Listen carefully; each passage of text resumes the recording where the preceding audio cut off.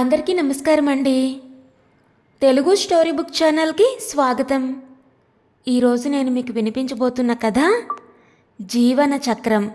రచించిన వారు శ్రీనివాసరావు తిరుక్కోళ్ళూరు గారు. మరైతే ఈ కథను ఎక్కడా స్కిప్ చేయకుండా చివరి వరకు వినండి. నచ్చితే లైక్ చేయండి. కొత్తగా మన ఛానల్ని చూస్తున్నట్లయితే కనుక సబ్స్క్రైబ్ చేసుకోవడం అస్సలు మర్చిపోవద్దు. మరిక కథలోకి వెళ్ళిపోదామా? సత్యం చనిపోయి ఆ రోజుకి 12వ రోజు. అతని మరణం అతని కుటుంబానికి తీరని శోకంగా మారింది. ఆటో నడుపుకుంటూ జీవితాన్ని కొనసాగిస్తున్న 40 ఏళ్ల సత్యాన్ని బ్లడ్ క్యాన్సర్ భూతం అర్ధాంతరంగా మింగేసింది. సత్యం అందనంత దూరాలకేగిపోయి అతనిపై ఆధారపడిన భార్యా బిడ్డలను దిక్కులేని వారిగా మిగిల్చాడు. ఆ కుటుంబాన్ని అనంత శోకసంద్రంలోకి నెట్టేసిన సత్యానికి 2 పిల్లలు. కొడుకు 10వ తరగతి, కూతురు 7వ తరగతి చదువుకుంటున్నారు.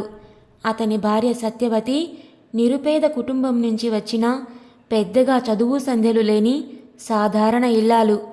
ఇంటికి పెద్ద దిక్కుగా నిలిచిన భర్త ఉన్నపళంగా కనుమరుగయ్యేసరికి సత్యవతి గుండెలు పగిలేలా రోధించింది. ఆమెతోనే కలిసి ఉంటున్న సత్యవతి అత్తగారైన జానకమ్మ చెట్టంత కొడుకు దూరమయ్యేసరికి భోరున విలపించింది. ఆమె గుండెల్లో ఒకటే దిగులు చోటు చేసుకుంది. భర్తకి దూరమైన తన చిన్న కోడలు సత్యవతి జీవితం ఏమైపోతుందోనని. ముందు రోజే సత్యానికి జరపాల్సిన పెద్ద కర్మ తంతు తూతూ మంత్రంగా ఏదో జరగాలన్నట్టుగా జరిగిపోయింది. దూరాభారాల నుంచి వచ్చిన బంధుగణంలో చాలామంది తలకు మించిన పనులున్నాయంటూ కార్యక్రమం ముగిసిన వెంటనే తమ తమ ఊర్లకు ప్రయాణమైపోయారు. చనిపోయిన సత్యం ఆ కుటుంబంలో అందరికంటే చిన్నవాడు. సత్యానికి 2 అన్నయ్యలు, 1 అక్కయ్య ఉన్నారు. అక్క సుభద్ర ఒడిశాలో భర్తతో పాటే ఎటువంటి బాదరబందీ లేని వైవాహిక జీవితాన్ని సంతోషంగా గడుపుతోంది. సత్యం పెద్దన్నయ్య చంద్రశేఖరం సిటీలో గవర్నమెంట్ ఉద్యోగం చేస్తూ దర్పంగా దర్జాగా బ్రతికేస్తున్నాడు. చిన్నన్నయ్య రామం బెంగళూరులో సాఫ్ట్వేర్ జాబ్ చేస్తూ 5 అంకెల జీతంతో జీవితాన్ని హాయిగా ఆస్వాదిస్తున్నాడు. తమ తమ్ముడు సత్యం ఆకస్మిక మరణంతో తోడబుట్టిన వారి గుండెల్లో బండరాయి పడ్డట్టుగా ముగ్గురి పరిస్థితి మహా ఇరకాటంగా తయారయింది. తమ్ముడి భార్యాపిల్లల జీవనానికి ఇబ్బంది లేకుండా ఏదో విధంగా ఆదుకోవాలని అమ్మ ఖచ్చితంగా చెబుతుందని వారికి బాగా తెలుసు. ఎందుకంటే వాడొక్కడి జీవితమే సరిగ్గా లేదంటూ తల్లి ఎన్నోసార్లు బాధపడ్డం వారికి తెలిసిన విషయమే. పెద్ద కొడుకు చంద్రశేఖరం తల్లి ఎలాగూ ఊరుకోదని తెలిసే పెద్ద కర్మ ఖర్చుల నిమిత్తం 10,000 రూపాయలు సాయం చేశాడు. అంతకన్నా అంటే తన వల్ల కాదని గట్టిగా చెప్పేయాలి అని కరాఖండిగా నిశ్చయించుకున్నాడు. సాఫ్ట్వేర్ ఉద్యోగి అయిన రెండో కొడుకు రామం ఆలోచనలు ఇంచుమించుగా అలానే ఉన్నాయి. తను అన్నయ్యలాగే 10,000 రూపాయల సాయాన్ని ఎలాగూ అందించాడు. తరువాత అమ్మ ఎన్ని కారణాలు చూపించినా దమ్మిడి రాల్చేది లేదని భార్యతో రహస్యమంతనాలు జరిపి మరీ దృఢంగా నిర్ణయించుకున్నాడు. ఆ ముగ్గురు అన్నదమ్ములకు ఏకైక తోబుట్టువైన సత్యమక్క సుభద్ర మనసులో ఒకటే ఆలోచన చోటు చేసుకుంది. తను ఆడపిల్ల, అంటే మెట్టినింటి పిల్ల. తమ్ముడికి తనేం సాయం చేయగలదు? అయినా కానీ తమ్ముడి పెద్ద కర్మకి తన వంతుగా 5,000 రూపాయలు ఇవ్వనే ఇచ్చింది. ఇంతకన్నా తను చేసేదేమీ లేదు అని అమ్మకు స్పష్టంగా చెప్పేయాలని మనసులో గట్టిగానే బాస చేసుకుంది. అందరి రకరకాల ఆలోచనలకు కారణం ముందు రోజు సాయంత్రమే జానకమ్మ తన 2 కొడుకులకి, కూతురికి రేపుదయం అందరం కలిసి మాట్లాడుకోవాలని, చనిపోయిన సత్యం కుటుంబానికి జరిగిన దారుణానికి తగు పరిష్కార మార్గం ఆలోచించాలని మరీ మరీ చెప్పింది. ఉదయం 8 గంటల వేళ జానకమ్మ కోరినట్టుగానే కుటుంబ సభ్యులంతా ఒకచోట సమావేశమయ్యారు. హాల్లో అందరూ నిశ్శబ్దంగా కూర్చున్నారు. కానీ అందరి మనసుల్లోనూ తమ్ముడి కుటుంబ భారం ఎక్కడ తమ మీద పడుతుందోనన్న ఆందోళన ఉక్కిరి బిక్కిరి చేస్తుంది. అప్పటికే అక్కడకు వచ్చిన జానకమ్మ కుర్చీలో కూర్చొని దీర్ఘంగా ఆలోచిస్తుంది. పెద్ద కొడుకు చంద్రశేఖరం ముందుగా నోరు విప్పుతూ, చెప్పమ్మా, ఇప్పుడేం చేద్దాం అంటూ తల్లిని ఆలోచనల్లో నుంచి బాహ్య ప్రపంచంలోకి తీసుకొచ్చాడు. జానకమ్మ పెద్ద కొడుకు చంద్రశేఖరం మాటలకు చిన్నగా నిట్టూర్పు వదులుతూ, మీ నాన్నగారు బతికున్న రోజుల్లోనే మీ ముగ్గురు ఎలాగో ఒకలాగా జీవితంలో నిలదొక్కున్నారు. ఆయన మన నుండి దూరమయ్యాక చిన్నోడు ఇంటి పనులకే పూర్తిగా అంకితమైపోయి తన చదువుని అటకెక్కించేశాడు. ఇప్పుడు వాడు మనకి దూరమయ్యాడు.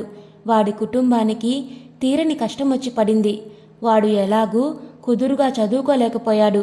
తన పిల్లలనైనా బాగా చదివిద్దామని ఆశపడ్డాడు. వాడి కోరిక నెరవేర్చడం మనందరి బాధ్యత. అందుకు ఏం చేద్దామో మీరే చెప్పండి అంటూ జానకమ్మ తనకెదురుగా కూర్చున్న ముగ్గురు బిడ్డలను ఉద్దేశిస్తూ ప్రశ్నించింది. పెద్ద కోడలు కలగజేసుకుంటూ, అత్తయ్యగారు, మా బతుకులే అంతంత మాత్రంగా భారంగా గడుస్తున్నాయి. ఇక వాళ్ళ కోసం మేమేం చేయగలం? కావాలంటే సత్యం కూతుర్ని మాతో పాటు తీసుకెళతాం. నాకు సాయంగా మా ఇంట్లోనే ఉంటుంది. ఈలోగా తన అన్న అవినాష్ నిలదొక్కున్నాక చెల్లెలి పెళ్ళి గట్రా వాడే చూసుకుంటాడు. మనసులో నలుగుతున్న తన అభిప్రాయాన్ని నీళ్లు నములుతూ నెమ్మదిగా బయటపెట్టిందామె, కాస్త చాకచక్యాన్ని ప్రదర్శిస్తూ. బంగారం లాంటి భవిష్యత్తు ఉన్న కూతురు లాంటి దాన్ని పనిపిల్లగా ఆదరిస్తానంటావు? సూటిగా ప్రశ్నించింది జానకమ్మ. అత్తగారి మాటలకి పెద్ద కోడలు కాస్త విసురుగా, లేకపోతే ఆ పిల్లని తీసుకెళ్ళి మా పిల్లలతో పాటు చదివించమంటారా? ఈ రోజుల్లో చదువులు లక్షలతో కూడుకున్న పని. మాకంత స్తోమత లేదు. మా పిల్లలతోనే మాకు బండెడు బాధలు అంటూ తన అభిప్రాయాన్ని కరాఖండిగా చెప్పేసింది. పక్కనే ఉన్న ఆమె భర్త భార్య మాటలనే సమర్థిస్తున్నట్టుగా మౌనంగా ఉండిపోయాడు. జానకమ్మ రెండో కొడుకు రామం వైపు చూసింది. అతను తల్లి చూపులకు వివరణ ఇస్తున్నట్టుగా, అవునమ్మా, ఈ రోజుల్లో ఎవరి జీవితాలు వారికే భారమైపోతున్నాయి. ఇంకొకరి జీవితాల్ని ఉద్ధరించాలంటే ఎక్కడ కుదురుతుంది? అవినాషే తన 10th క్లాస్ చదువు ఆపేసి వాళ్ళ నాన్నలాగే ఆటో నడుపుకోవడమో మరేదైనా పనిలో చేరడమో చేసి ఇంటిని చూసుకోవాలి. కొడుగ్గా తన కుటుంబ బాధ్యతలన్నీ వాడే చూసుకోవాలి. అది వాడి కర్తవ్యం కూడా. తన తమ్ముడు కొడుకు బాధ్యతని గుర్తు చేస్తున్నట్టుగా అతి తెలివిగా తన వాక్చాతుర్యాన్ని ప్రదర్శించాడు రామం. అవునమ్మా, తమ్ముడు చెప్పింది 100కి 100 పాళ్ళు నిజం అంటూ తమ్ముడికి వత్తాసు పలుకుతూ పరోక్షంగా తన అభిప్రాయాన్ని చెప్పకనే చెప్పేసింది కూతురు సుభద్ర. ముగ్గురు పిల్లలు అంత సూటిగా తమ మనసులోని ఉద్దేశాలను బయటపెట్టేసరికి జానకమ్మ చాలాసేపు ఏమీ మాట్లాడకుండా నిశ్శబ్దంగా ఉండిపోయింది. తన పిల్లల్లో అంతగా పేరుకుపోయిన స్వార్థ చింతనకు ఆమె మనసు మోగబోయింది. జానకమ్మ తన ముగ్గురి పిల్లల నుంచి ఇలాంటి సమాధానాలు రావచ్చని అనుమానిస్తూనే ఉంది. కొన్ని క్షణాల అనంతరం గొంతు పెగుల్చుకొని, ఈ ఇల్లు నా తదనంతరం మీ అందరికీ చెందాలని మీ నాన్నగారు వీలునామా రాశారని మీ అందరికీ తెలిసిందే. మీరు జీవితాల్లో స్థిరపడ్డారు. అందుకని నా మాటకు విలువనిచ్చి ఈ ఇంటిని సత్యం భార్యాబిడ్డలకు వదిలేస్తే బావుంటుందని నేను అనుకుంటున్నాను. ఈ ఇల్లు చిన్నోడి రూపంలో వారి జీవితాలకు ఆసరాగా ఉంటుంది అంటూ జానకమ్మ తన మనసులోని మాటని బయటపెట్టి ఆర్దోక్తిగా ఆగిపోయింది. అత్తగారి మాటలకు పెద్ద కోడలు ఇంతెత్తున లేచింది. అదెలా కుదురుతుంది? నలుగురికి సరిసమానంగా చెందాల్సిన ఉమ్మడి ఆస్తిని చిన్న కోడలికి దారాదత్తం చేస్తామంటే మేమెలా ఊరుకుంటాం? ఆస్తి మాకేమైనా చేదా? తన గొంతుని పెద్దగా హెచ్చించిందామె. అక్కడి వాతావరణంలో ఒక్కసారిగా మార్పు చోటు చేసుకుంది. అందరి మొహాల్లోనూ రంగులు మారిపోయాయి. అక్కడికి కాస్త దూరంగా వంటగదిలో నుంచి అంతా గమనిస్తున్న సత్యవతి నిశ్శబ్దంగా నిల్చుంది. అత్తగారి ఆలోచనకి ఆమె కాస్త నివ్వెరపాటుకు గురైంది. అత్తగారు తన మనసులోని ఆ మాటని మాట వరుసకైనా నాతో చెప్పుంటే ఇంతదాకా రానిచ్చేదాన్ని కాదు అనుకుంది. ఆ వాతావరణం సత్యవతి మనసుకి ఎంతో కష్టంగా అనిపించింది. అత్తగారికి తన పట్ల తన పిల్లల పట్ల ఉన్న ఆదరాభిమానాలకు మనసులోనే అనేక కృతజ్ఞతాభివందనాలు అర్పించుకుంది. అక్కడున్న మిగతా 5 సభ్యులు జానకమ్మ ప్రతిపాదనని తిరస్కరిస్తూ పెద్ద కోడలకే మద్దతుగా నిలిచారు. జానకమ్మ మొహంలో కత్తివేటుకు రక్తపు చుక్క కరువైనట్టుగా నిలువున నీరుగారిపోయిందామె. స్వార్థం పెచ్చు పెరిగి రక్త సంబంధాలు మట్టిలో కలిసిపోతున్నాయని జానకమ్మ లోలోన ఎంతగానో కుమిలిపోయింది. ఆ గదిలో భయంకరమైన నిశ్శబ్దం చోటు చేసుకుంది. అప్పుడే సత్యవతి ఆ భారమైన వాతావరణాన్ని తేలికపరుస్తున్నట్టుగా ప్లేటుల్లో టిఫిన్లు తీసుకొచ్చి అందరికీ అందించింది. చంద్రశేఖరం, రామం, సుభద్రలకు ఏం మాట్లాడాలో పాలుపోలేదు. వాతావరణం నిశ్శబ్దంతో నిండిపోయి భారంగా మారిపోయింది.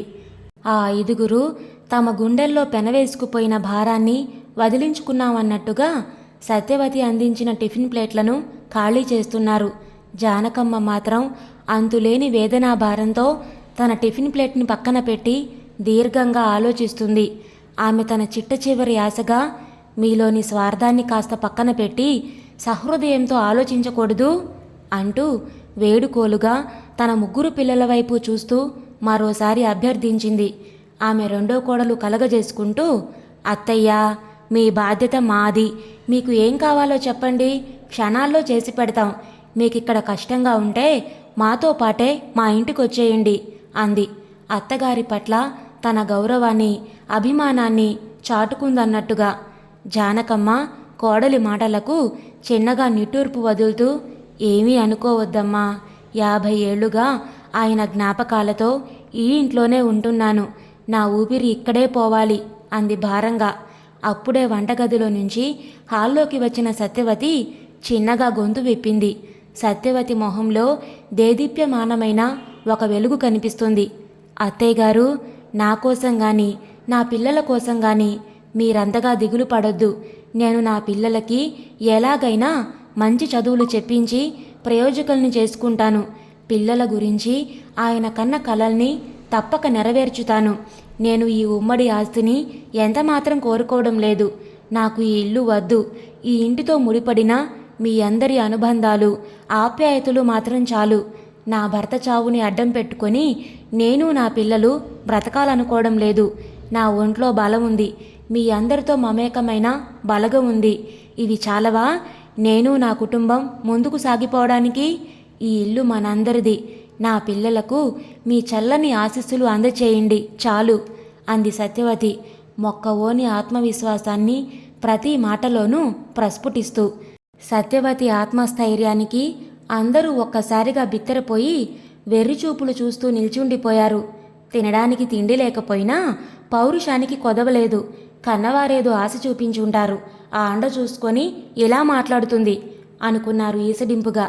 నీ పిల్లలకి పెద్ద చదువులు ఎలా చెప్పించగలవు అని ఎవరూ ప్రశ్నించదలుచుకోలేదు. ఆ ప్రశ్న మరొక సమస్యకు అంకురమవుతుందనే. అది తమకు సంబంధం లేని అంశంగా భావించి వారంతా మౌనంగా ఉండిపోయారు. ఎంతో జటిలమవుతుందనుకున్న సమస్య అంత సునాయాసంగా పరిష్కారం అయిపోయినందుకు వారందరి మొహాల్లోనూ సంతోషం వెల్లివిరిసింది. తుఫాను వచ్చి వెలిసినట్టుగా చల్లని వాతావరణం చోటు చేసుకుంది. చేయి దాటిపోతుందనుకున్న ఆస్తి కాస్త పోనందుకు అందరూ హాయిగా ఊపిరి పీల్చుకున్నారు. అందరూ హడావిడిగా తమ తమ ఊర్లకు బయలుదేరేందుకు సిద్ధమయ్యారు. తాము వెళ్లాల్సిన రైళ్లు గంటో అరగంటో అటు ఇటుగా ఉండడంతో ప్రతిసారి అందరూ ఒకేసారి ఆటోలో వెళుతుంటారు. ఇదివరకైతే చనిపోయిన తమ్ముడు సత్యమే తన ఆటోలో తీసుకురావడం, మళ్ళీ జాగ్రత్తగా సాగనంపడం అంతా తనే దగ్గరుండి చూసుకునేవాడు. ఇప్పుడు సత్యం లేడు కాబట్టి వేరే ఆటో ఏదైనా మాట్లాడుకురమ్మని తమ్ముడు రామానికి పురమాయించాడు చంద్రశేఖరం. సరిగ్గా అప్పుడే సత్యవతి, అక్కర్లేదు బావగారు, నేనున్నాగా అంటూ తన గదిలో నుంచి హాల్లోకొచ్చింది. ఒంటి మీద కాకీ చొక్కాతో కొత్తగా కనిపిస్తోందామె. ఆ కాకీ చొక్కాలో ఆమె ఆత్మాభిమానానికి, ఆత్మవిశ్వాసానికి ప్రతీకలా ఉంది. శ్రమైక జీవన సౌందర్యానికి నిలువుటద్దంలా వారి ముందు నిలబడింది సత్యవతి. అందరూ ఆశ్చర్యంతో ఆమెనే గుడ్లప్పగించి చూస్తూ ఉండిపోయారు. నేను నా కుటుంబం ఎవరికీ భారం కాకూడదనే నా భర్త స్థానాన్ని, బాధ్యతని తీసుకోక తప్పడం లేదు. ఇక బయలుదేరదామా అంటూ అక్కడే నిస్సహాయంగా కూలబడిపోయిన జానకమ్మ దగ్గరికెళ్ళి, అత్తయ్య, నన్ను ఆశీర్వదించండి అంటూ ఆమె కాళ్లకు నమస్కరించింది సత్యవతి. జానకమ్మ కళ్ళల్లో ఒక్కసారిగా నీళ్లు సుడులు తిరిగాయి. చల్లగా ఉండు తల్లి, విజయోస్తు అని మనస్ఫూర్తిగా ఆశీర్వదించింది. కోడల్ని పైకి లేపి ప్రేమతో హృదయానికి గట్టిగా హత్తుకుంది. జానకమ్మ కళ్ళల్లో నీళ్లు ఆమె చెంపలపై దారలు కడుతున్నాయి. అవి ఆనంద బాష్పాలో, కన్నీటి సుడులో తెలియని భావోద్వేగ తాకిడిలో తడిసి ముద్దైపోతుంది ఆమె హృదయం. ఎప్పుడో తన భర్త దగ్గర సరదాగా నేర్చుకున్న ఆటో డ్రైవింగ్ ఈరోజు సత్యవతి బ్రతుకుని ముందుకు నడిపిస్తోంది. అత్తగారి ఆశీస్సులతో 1000 ఏనుగుల బలాన్ని కూడగట్టుకున్న సత్యవతి తన ఆటో వైపు ఉత్సాహంగా అడుగులు వేస్తుంది. కుటుంబ సభ్యులందరూ ఆమెను అనుసరించి జాగ్రత్తగా సర్దుకొని ఆటోలో కూర్చున్నారు. సత్యవతి చెక్కు చెదరని ఆత్మసంకల్పంతో స్టార్ట్ చేసి ఆటో హ్యాండిల్ని గట్టిగా పట్టుకొని ఒడుపుగా నడుపుతుంది. ఆటోలో కూర్చున్న ఆమె కుటుంబ సభ్యులంతా డ్రైవింగ్ చేస్తున్న సత్యవతి వంకే అబ్బురంగా చూస్తున్నారు. ఇవేవీ పట్టని సత్యవతి తన ఆటోని గమ్యం వైపుగా పరుగులు తీస్తోంది. అందరితో పాటే ఆటోలో కూర్చుంది జానకమ్మ. ఆమె బయలుదేరింది వారందరికీ వీడ్కోలు చెప్పడానికి కాదు, మొట్టమొదటిసారిగా తన కోడలు బ్రతుకు చక్రాన్ని ముందుకు నడపడాన్ని కనులారా చూసి తరిద్దామని. ఇప్పుడు జానకమ్మ మనసంతా కొండంత ధైర్యంతో నిండిపోయింది. ఆమెకిప్పుడు సత్యం కుటుంబం గురించి ఎటువంటి బెంగ, భీతి లేనే లేవు. సత్యవతి తన నరాన మొండి ధైర్యాన్ని నింపుకొని చెక్కు చెదరని ఆత్మవిశ్వాసంతో ఆటోని నడుపుతోంది. జానకమ్మ కంటికి తన చిన్న కోడలు సత్యవతి కనిపించడం లేదు. ఆగిపోయిన ఆ కుటుంబపు బ్రతుకు చక్రాన్ని అదృశ్యంగా ఉండి నడిపిస్తున్న కన్న కొడుకు సత్యమే ఆమె కళ్ళ ముందు సాక్షాత్కరిస్తున్నాడు. ఇదండి ఈరోజు కథ. ఈ కథని గురించిన మీ విలువైన అభిప్రాయాలను కామెంట్స్లో తప్పకుండా తెలియచేయండి. ఇంత మంచి కథను మనకు అందించిన శ్రీనివాసరావు తిరుక్కోవుళ్ళూరు గారికి మన అందరి తరపు నుంచి ధన్యవాదాలు తెలియచేసుకుంటున్నానండి. మరి కథ మీకు నచ్చిందా? నచ్చితే లైక్ చేయండి, షేర్ చేయండి. అలాగే కొత్తగా మన ఛానల్ని చూస్తున్నట్లయితే కనుక సబ్స్క్రైబ్ చేసుకోవడం ద్వారా ఇలాంటి మరెన్నో మంచి మంచి కథలను మన ఛానల్ ద్వారా వినవచ్చు. మళ్ళీ రేపు మరొక మంచి కథతో మీ ముందుకు వస్తాను. అంతవరకు ఉంటానండి.